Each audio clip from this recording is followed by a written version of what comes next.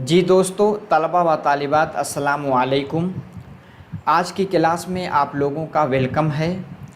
आज की क्लास आप लोगों के लिए बहुत ही अहम है, इसको ज़रूर देख करके आप पेपर देने जाइएगा।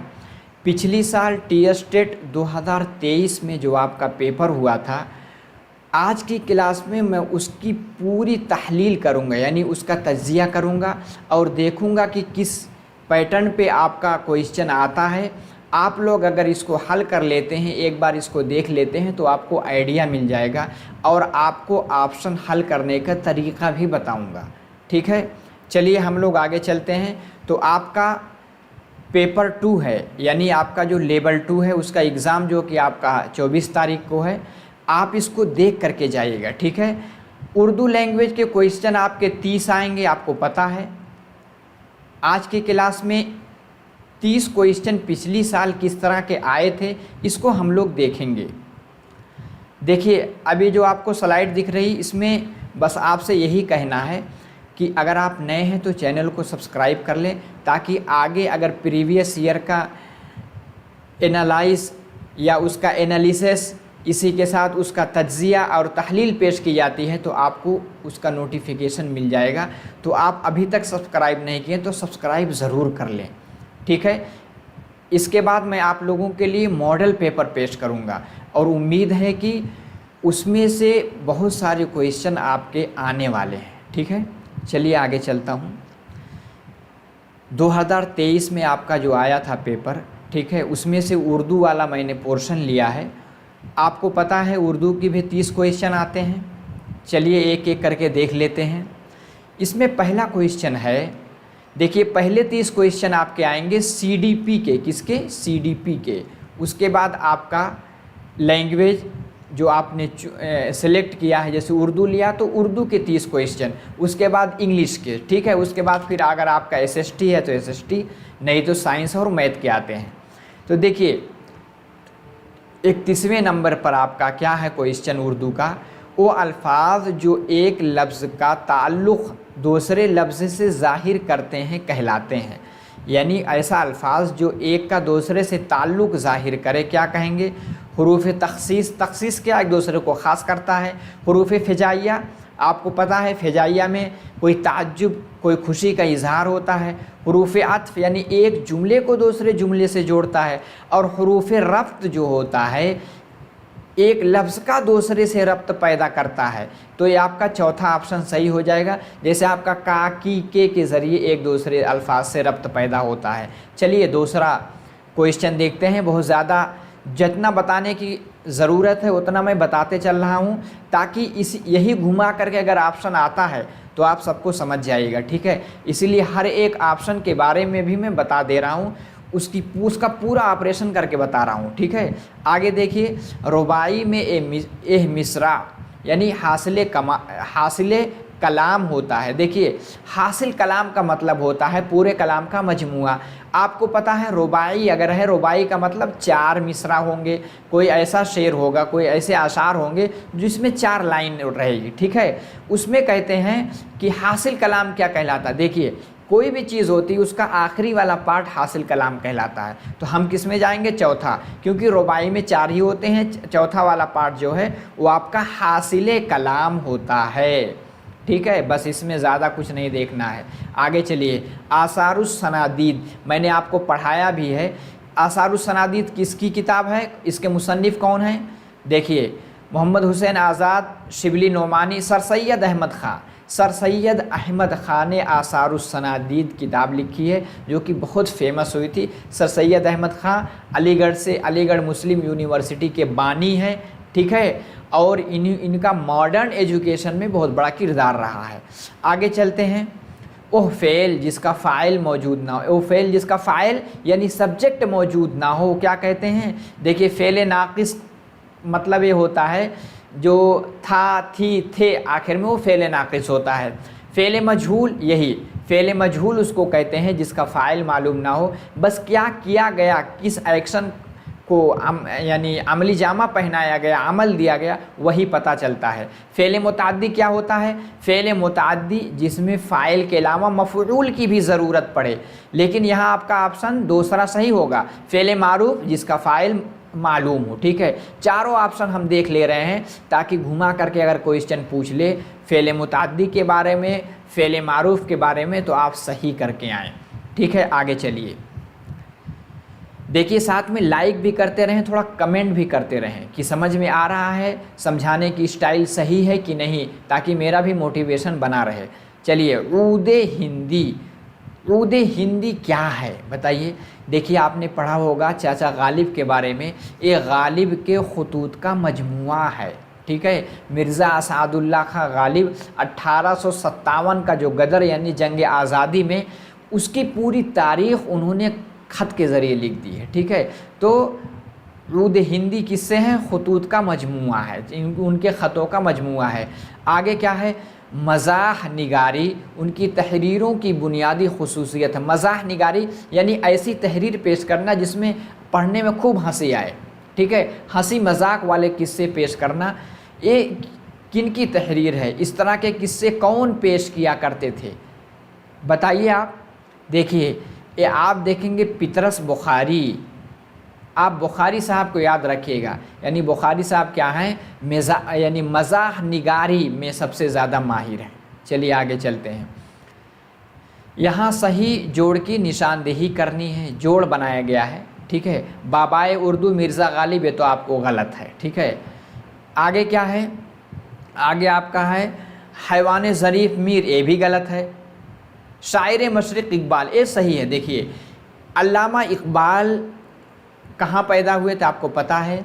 یہ جو علاقہ آج پاکستان میں ہے وہیں ان کی پیدائش ہوئی تھی، اور وہ مشرق کی جانب سے تعلق رکھتے تھے، آزادی سے پہلے ان کا انتقال بھی ہو گیا تھا، تو علامہ اقبال کو شاعر مشرق کہا جاتا ہے، ٹھیک ہے۔ آگے چلیے، بس اس میں زیادہ دیکھنے کی ضرورت ہی نہیں۔ 38 دیکھیے، اس صنف کی نمایاں خصوصیت وحدت تأثر ہے۔ اس میں سے کس صنف کی نمایاں خصوصیت وحدت تأثر، یعنی کوئی بھی واقعہ ایک ہی سمت میں بیان کیا جاتا ہے، کس میں؟ جلدی سے آپ بتائیے، داستان ہے، مختصر افسانہ ہے، ناول ہے یا ڈرامہ ہے؟ دیکھیے آپ کا جو مختصر افسانہ ہوتا، افسانہ مطلب چھوٹا قصہ جس کو آپ 2 سے 3 منٹ میں پڑھ لیتے ہیں، اس میں ایک ہی وحدت تأثر یعنی ایک تأثر پایا جاتا ہے۔ وحدت تأثر یعنی ایک تأثر پایا جاتا ہے۔ اب دیکھیے آگے کیا ہے 39 میں، شعر مکمل کیجئے۔ کیا ہے؟ بادل کو کیا خبر کہ بارش کی چاہ میں، بادل کو کیا خبر کہ بارش کی چاہ میں۔ اب دیکھیے دوسرا مصرع، اس چاروں میں سے کوئی ایک کو چننا ہے، بتائیے کون سا آپ چنیں گے؟ بادل کے رخ بدلتے ہی، ٹھیک ہے، تیراک ہو گئے، کیسے بلند و بالا شجر خاک ہو گئے، ٹھیک ہے، موسم کے ہاتھ بھی بھیگ کے صفاک ہو گئے، لہجے ہوائے شام کے نمناک ہو گئے۔ دیکھیے اس میں کیا ہے؟ بادل کو کیا خبر کہ بارش کی چاہ میں، کیسے بلند و بالا شجر یعنی شجر مطلب درخت، ٹھیک ہے، خاک ہو گئے یعنی بارش اتنی ہوئی کہ لمبے لمبے درخت گر کر کے سب مٹی ہو گئے۔ تو یہ آپ کا دوسرا والا صحیح بن جائے گا، ٹھیک ہے۔ آگے چلیے 40 نمبر پہ کیا ہے؟ دیا شنکر نسیم نے کس کے کہنے پر مثنوی، ٹھیک ہے، مثنوی گلزار نسیم کو مختصر ترین کر کے پیش کیا۔ مثنوی کا مطلب ہوتا ہے جس میں دو شعر ہوتے ہیں، ٹھیک ہے، اس کو مثنوی کہا جاتا ہے۔ مختصر ترین کر کے پیش کیا ہے، کس کے کہنے سے دیا شنکر نے پیش کیا تھا بتائیے؟ دیکھیے دیا شنکر کا تعلق سب سے زیادہ کن سے تھا؟ ان کا تھا آتش، کیا تھا؟ آتش سے، ٹھیک ہے۔ آگے ہے شعری محاسن کو اجاگر کرنا، اس سے لطف اندوز ہونا کیا کہلاتا ہے؟ تلمیح میں کیا ہوتا ہے؟ کسی چیز کی طرف اشارہ کرتے ہیں۔ تشبیہ کیا ہوتا ہے؟ جس میں ایک چیز کی دوسرے سے تشبیہ دی جاتی ہے۔ استعارہ میں بھی تشبیہ پائی جاتی ہے۔ علم بیان کی تشبیہ بھی اس کی ایک قسم ہے استعارہ بھی ہے، اسی کے ساتھ ساتھ کنایہ بھی ہے اور مجاز مرسل بھی ہے۔ کیا ہے؟ علم بیان شعری محاسن کو اجاگر کرنے کا۔ اگر آپ کو پتہ ہے تو بہت اچھے انداز میں آپ تشبیہ دیں گے، استعارہ دیں گے، ٹھیک ہے؟ جیسے شاعر کہتا ہے نازکی ان کی لب کی کیا کہیے، پنکھوری ایک گلاب کی سی ہے، تو کیا ہے؟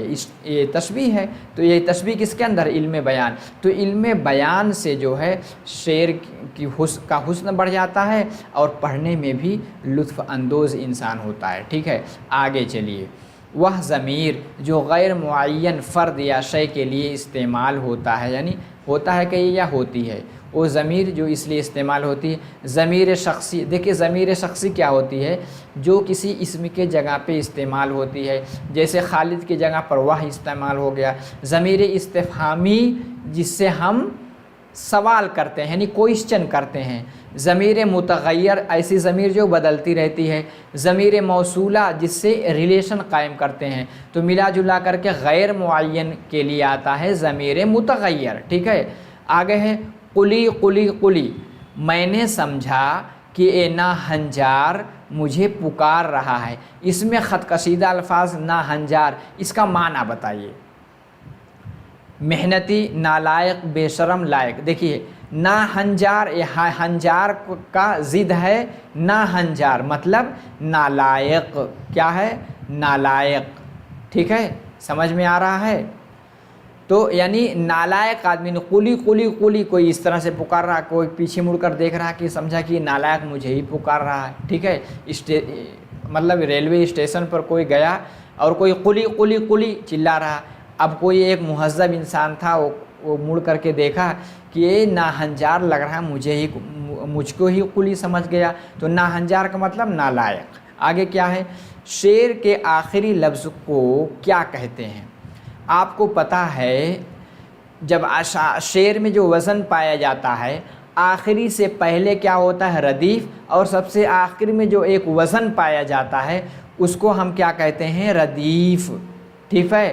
اور آخری سے پہلے جو ایک ہم وزن پایا جاتا ہے اس کو قافیہ، سب سے آخر والے کو ردیف کہیں گے، اس بات کو آپ یاد رکھیے گا۔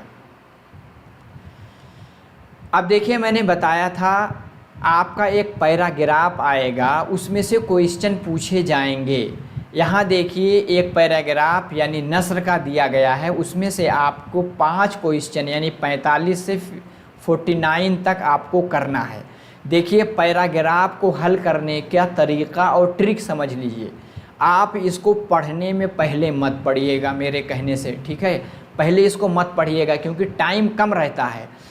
کچھ ایسے سوالات پوچھے جاتے ہیں جن کا جواب آپ بغیر اس کو پڑھے ہوئے بھی دے سکتے ہیں۔ اگر آپ کے پاس بہت ٹائم کم ہے تو آپشن پڑھ کر کے گزر جائیے گا، ٹھیک ہے؟ نیگیٹو مارکنگ تو ہے نہیں۔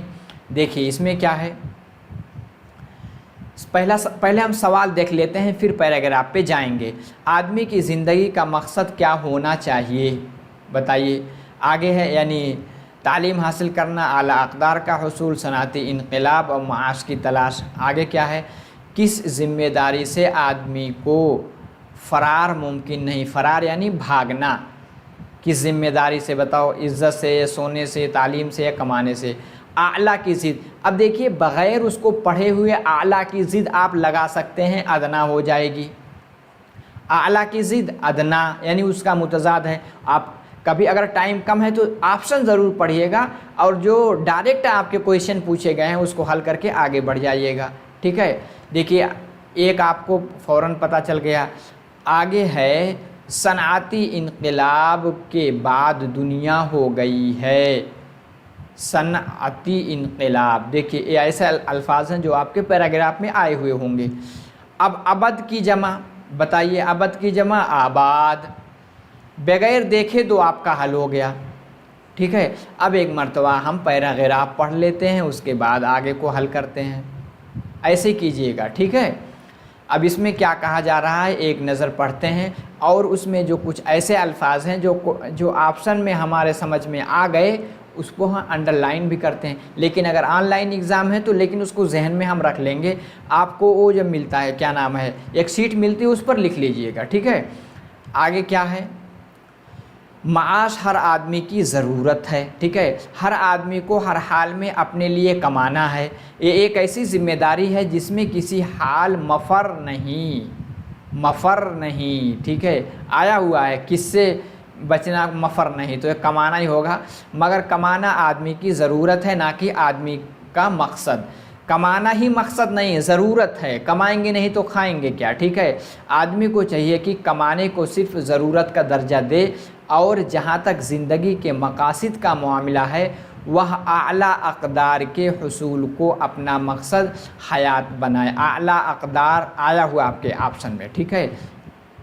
آگے کیا ہے، موجودہ معاشرے میں یہ فرق بے حد مشکل ہو گیا ہے، صنعتی انقلاب، دیکھیے صنعتی انقلاب بھی لفظ آیا ہے آپشن میں، ابھی ہم نے دیکھا ہے، صنعتی انقلاب کے بعد پیدا ہونے والے حالات نے دنیا کو اتنا پرکشش بنا دیا ہے کہ لوگ اس پر اس طرح ٹوٹ رہے ہیں جس طرح شمع کے اوپر پروانے، یعنی روشنی کے اوپر جو پتنگے ہوتے ہیں جس طرح سے ٹوٹتے ہیں پھر مر جاتے ہیں، ٹھیک ہے، اسی طرح انسان مرتا ہے، یعنی ٹوٹتا ہے، کس کے لیے، کمانے کے لیے۔ کاش آج کے انسان کو یہ بتایا جا سکے کہ تمہاری اس روش، یعنی یہ جو آپ کا طریقہ ہے، روش کا انجام بھی یقینی طور پر وہی ہے جو شمع پر ٹوٹنے والے پروانے کا ہے، یعنی تمہیں بھی ایک دن موت آئے گی، یعنی وقتی راحت اور ابدی تباہی، یعنی وقتی طور پہ تو راحت ہے لیکن ابدی یعنی ہمیشہ کے لیے تباہی ہے۔ اب دیکھیے اس کو پڑھنے کے بعد آپشن آپ فٹافٹ حل کریں گے۔ اب اس میں ہے آدمی کو زندگی کا مقصد کیا ہونا چاہیے، آپ کو پتہ ہے، کمانا تو نہیں ہونا چاہیے، تو اس میں ہم کیا لگائیں گے، اعلیٰ اقدار کا حصول، ابھی آیا تھا نا، میں اس کے نیچے انڈر لائن بھی کیا تھا، اعلیٰ اقدار کا حصول آنا چاہیے، کس ذمہ داری سے آدمی کو فرار ممکن نہیں، بتائیے، میں بتایا تھا کہ ایسی مشکل ہے کہ اس سے فرار یعنی اس سے بھاگنا انسان کو ممکن نہیں، کس سے، کمانا، بھائی اگر آپ زندہ ہیں تو کمانا ہی پڑے گا، اعلیٰ کی ضد تو میں نے حل کر دیا تھا، آگے چلیے۔ صنعتی انقلاب کے بعد دنیا ہو گئی ہے، صنعتی انقلاب کہتے ہیں، آپ کو پتہ ہے آج ماڈرن ٹیکنالوجی کا دور ہے، صنعتی یعنی الگ الگ چیزوں کی مشینیں آ گئی ہیں، اس کے بعد دنیا کیا ہو گئی ہے، جو کہ آپ کے آپشن میں تھا، دنیا پرکشش ہو گئی، یعنی دیکھنے میں بہت اچھی لگنے لگی ہے، ٹھیک ہے، پرکشش ہو گئی ہے، ابد کی جمع، اس کو آپ نے حل کیا، دیکھیے فٹافٹ حل ہو گیا نا۔ تو ایسے ٹرک سے آپ حل کیجئے گا، اگر آپ کو سمجھ میں آ رہا ہے تو چینل کو سبسکرائب کر لیں اگر ابھی تک نہیں کیا ہے، تاکہ دوسرا موک ٹیسٹ آپ کے لیے پیش کیا جائے، اس کی نوٹیفیکیشن آپ کو مل سکے، اسی کے ساتھ لائک بھی کریں اور کمنٹ باکس میں فیڈ بیک بھی دیں، ٹھیک ہے۔ اب دوسرا پیراگراف آپ کا نظم کا آئے گا، اس کو بھی پڑھنے کے چکر میں مت پڑیے گا، ٹھیک ہے۔ سب سے پہلے ہم کس کو دیکھیں گے، آپشن کو دیکھیں گے۔ آپشن میں کہا گیا ہے وقت مخاطب ہے، اس سے ہمیں پتہ چل گیا وقت اور کسی اور چیز کے بیچ میں کوئی گفتگو چل رہی ہے، وقت مخاطب ہے۔ آگے ہے سرمایہ عزت ہے، یعنی سرمایہ عزت کیا چیز ہے، اس کا مطلب سرمایہ عزت کا لفظ آپ کے شعر میں آئے گا، وقت کا بھی آئے گا، تو تھوڑا سا ذہن میں دو چیز سمجھ میں آ گئی نا۔ آگے چلیے، آگے ہے محاورہ منہ لگانا۔ اب دیکھیے اس محاورے کا مطلب ہم بغیر اس کو پڑھے ہوئے سمجھ سکتے ہیں، منہ لگانا، کہتے ہیں نا یار میں اس کو منہ نہیں لگاتا، یعنی اس کو عزت نہیں دیتا، ٹھیک ہے، یہ تو بغیر پڑھے آ گیا، تو ایسے آپ پہلے اس کو پڑھ لیجئے گا، ٹھیک ہے۔ اس کے بعد 53 پہ کیا ہے، چاہتے ہیں مجھے سب، آخر میں کیا ہے، خردوں کلاں، ٹھیک ہے، خردوں کلاں، اس کا مطلب کیا ہے، خرد کا مطلب ہوتا ہے چھوٹی چیز، یعنی خردوں کلاں یعنی چھوٹا بڑا، تو خرد اور کلاں دونوں ایک دوسرے کی ضد ہیں، ٹھیک ہے۔ پھرتے ہیں دھن میں میری، ٹھیک ہے، پھرتے ہیں دھن میں میری پیرو جواں، پیر کا مطلب بوڑھا آدمی، جوان مطلب ینگ، یہ دونوں بھی ضد ہیں۔ अब पूछा जा रहा है इस शेर में कौन सी सनअत है, बग़ैर ऑप्शन पढ़े हुए आप बता देंगे सनअत तज़ाद है, यानी दोनों एक दूसरे की ज़िद हैं। यानी खुर्दो कला, खुर्द मतलब छोटा, कला मतलब कबीर यानी बड़ा, ठीक है। और पीरो जवां यानी बूढ़ा और जवान। इंसान किसको पाने की फ़िक्र में मुब्तला है, ये भी आप एक बार पढ़ेंगे फ़ौरन समझ जाएंगे, ठीक है। आगे चलिए, बस अब हम एक मरतबा शेर पढ़ लेते हैं, उसके बाद मेथडोलॉजी वाला क्वेश्चन देख लेंगे। अब ये भी 5 क्वेश्चन इसमें से आएंगे। देखिए बहुत आसान है, ठीक है, ऐसे आप समझ के जाइएगा एग्ज़ाम देने तो इंशाल्लाह बहुत मदद मिलेगी। क्या है, शेर पढ़ लेते हैं। एक दिन वक्त ने दौलत से कहा, इसका मतलब वक्त और दौलत के बीच गुफ्तगू चल रही है, ठीक है। सच बता तुझ में है फ़ौक़ियत कहाँ, फ़ौक़ियत मतलब किसी चीज़ से आगे चला जाना, ठीक है। तू है सरमाए इज़्ज़त या मैं, यानी तू इज़्ज़त का सरमाया है या मैं हूँ, वक्त ने दौलत से कहा, ठीक है। तू है तू इंसान की दौलत या मैं, या तू है इंसान की दौलत या मैं हूँ। है ज़माने में बड़ी बात तेरी, यानी दौलत से कह रहा है वक्त क्या, तुम्हारी बात ज़माने में बहुत होती है। देखें जो भी तो करामत तेरी, यानी मैं तुम्हारी करामत यानी करिश्मा देखना चाहता हूँ। वक्त से हंस के एह दौलत ने कहा, इसका मतलब वक्त और दौलत के बीच एक दूसरे के बीच जो है यानी इंटरेक्शन हो रहा है, ठीक है। तुझको ऐ वक्त नहीं अक्ल ज़रा, किसने कहा, दौलत ने कहा। मुँह ज़रा जिसको लगा लेती हूँ, मुँह ज़रा, मुँह लगाना मतलब जो मेरी इज़्ज़त कर लेता है, ठीक है, उसकी मैं शान बढ़ा देती हूँ। जाहिर सी बात है जिसको दौलत हो जाती है उसकी इज़्ज़त भी, शान और शौकत बढ़ जाती है। चाहते हैं मुझे सब खुर्दो कलाएँ, खुर्दो कला यानी छोटे बड़े सब मुझे चाहते हैं।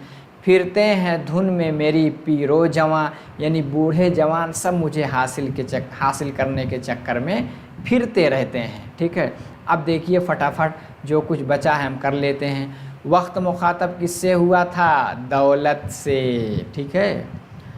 सरमाए इज़्ज़त क्या है, सरमाए इज़्ज़त है, बताइए सरमाए इज़्ज़त क्या होगा, दौलत। आगे क्या है, इसको तो मैंने हल ही कर लिया था, इसको भी कर लिया था। इंसान किसको पाने की फ़िक्र में मुब्तला है, आखिरी शेर में कहा गया था दौलत को। देखिए फटाफट हल हो गया। अब आपके 6 क्वेश्चन किससे आएंगे आपको पता है, मेथडोलॉजी से आएंगे, यानी तरीक़े तदरीस से। इसको अच्छे से समझ लेते हैं।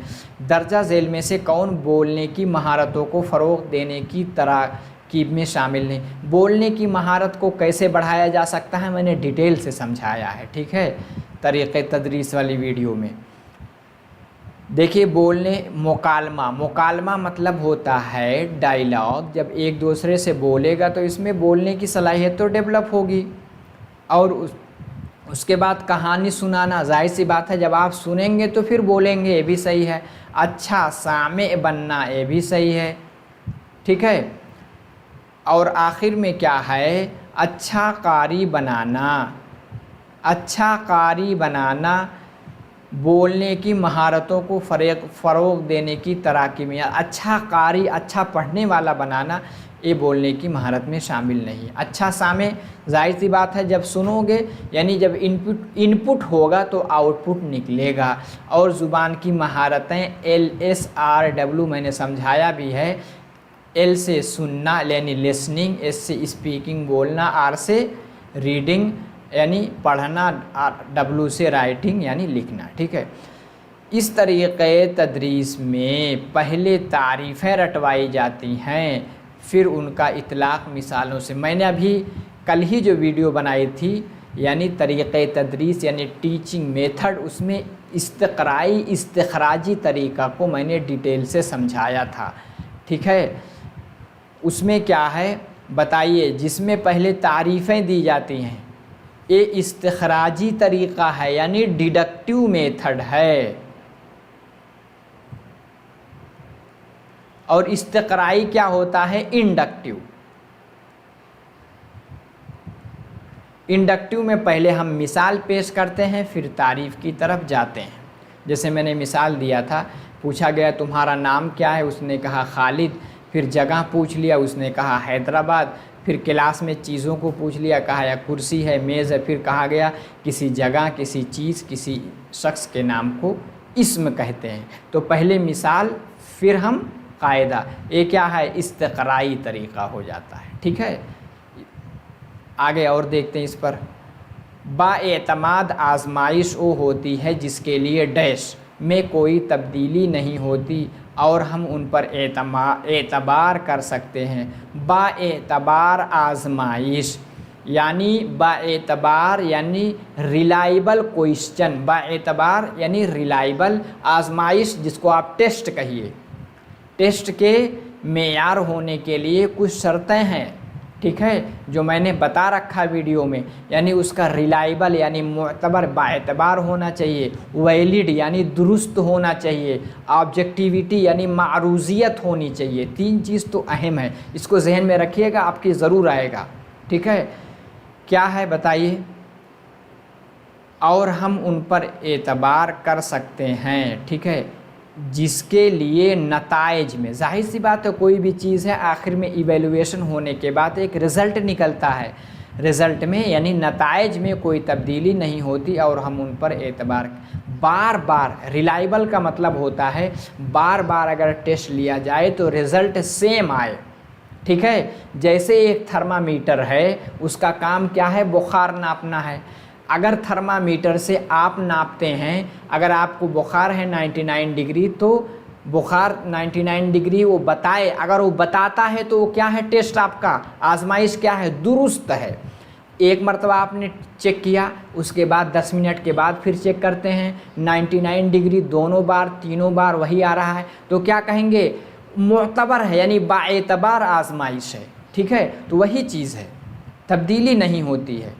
درجہ ذیل میں سے کون سماعت کی قسم نہیں ہے؟ سماعت مطلب سننا، بتائیے اس میں سے سماعت کی قسم کون نہیں ہے؟ جماعتی سماعت، ہمدردانہ سماعت، تفریحی سماعت اور سطحی سماعت۔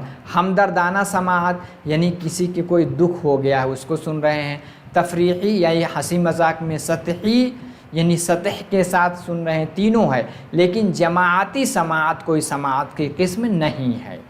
آگے چلیے، درجہ ذیل میں سے کون بلوم کے تعلیم؟ دیکھیے بی ایس بلوم کی ٹیکسنومی میں نے بہت ڈیٹیل سے سمجھائی تھی، اس میں کیا ہے؟ انہوں نے 3 ڈومین دیے تھے، کیا تھا؟ ایک نفسی حرکی یعنی سائیکو موٹر، تاثراتی یعنی افیکٹیو، وقوفی یعنی کوگنیٹیو، یہ اقداری کچھ نہیں ہوتا، اس لیے یہی آپشن صحیح ہے۔ توضیحی مہارت کا تعلق کس سے ہے؟ توضیحی مہارت یعنی کسی چیز کی وضاحت، جس میں وضاحت پہ پریکٹس کرائی جاتی ہے، کس سے ہے؟ Micro teaching. مائکرو ٹیچنگ بھی میں آپ کو سمجھا چکا ہوں۔ تو دیکھیے 30 کوئسچن آپ نے حل کر لیا، آپ ضرور بتائیے اس میں سے کتنا آپ کو آتا تھا، کمنٹ باکس میں ضرور بتائیے گا، اور انشاءاللہ اس ویڈیو دیکھنے کے بعد آپ 30 میں سے 30 نمبر بھی لا سکتے ہیں اگر آپ نے تھوڑا تیاری اچھی کی ہے، ٹھیک ہے۔ اور اس ویڈیو دیکھنے کے بعد آپ کو مدد بہت ملے گی۔ تو بس اتنا ہی، انشاءاللہ اگلی کلاس میں پھر ملاقات ہوگی۔ اگلی کلاس میں آپ کے لیے موک ٹیسٹ پیش کرتا ہوں، ٹھیک ہے۔ تو بس بنے رہیے، اپنی تیاری کیجئے، دعاؤں میں یاد رکھیے، ٹھیک ہے۔ بس میرے طرف سے آپ کے لیے بیسٹ آف لک، بس دعا یہی ہے کہ آپ کا کسی طرح ٹی اسٹیٹ نکل جائے، ٹھیک ہے۔ پھر ایگزام دے کر کے اگر آپ کا نکلتا ہے تو مجھے ضرور بتائیے گا، ٹھیک ہے، تاکہ مجھے بھی تھوڑا خوشی ہوئی کہ آپ کو مجھ سے فائدہ ہوا، ٹھیک ہے۔ تو چلیے اپنی تیاری کیجیے۔ السلام علیکم۔